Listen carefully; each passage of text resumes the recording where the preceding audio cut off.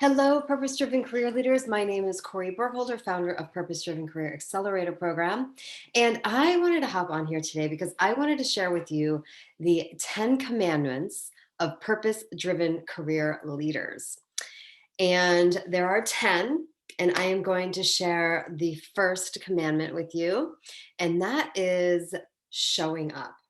So I speak with a lot of young professional women who are unhappy in their jobs and they're wanting to make a change, but they have no idea what they want to do next. And I find them in a cycle of, I want to change. I go to the career job boards and I look for a job and I get stopped, or, they don't know what they're looking for, so they get stopped, right?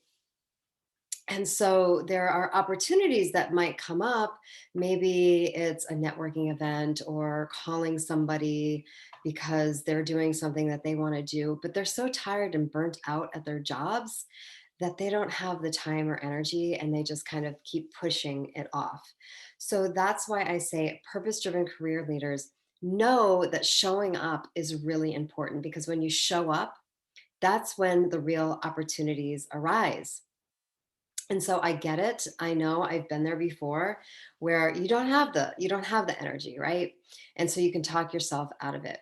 But that is really just an inner critic, right? That is a voice inside of your head that's either the lazy one that kind of wants to just watch Netflix and binge on Netflix, or maybe the one that wants to make that call. They know that the call that they make is really going to get them to the next step, but they get stopped. So we're really dealing with inner critics here.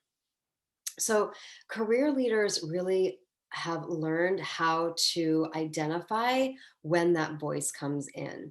So, okay, I want to make that phone call, but I'd rather watch Netflix now, so I'm not going to make the phone call. They can identify that and they can kind of work with it and transform that voice into more of an empowering voice. So, this is not your fault. If you are relating to this in any kind of way, it's not your fault. We all have our internal choir of inner critics wanting to keep us safe.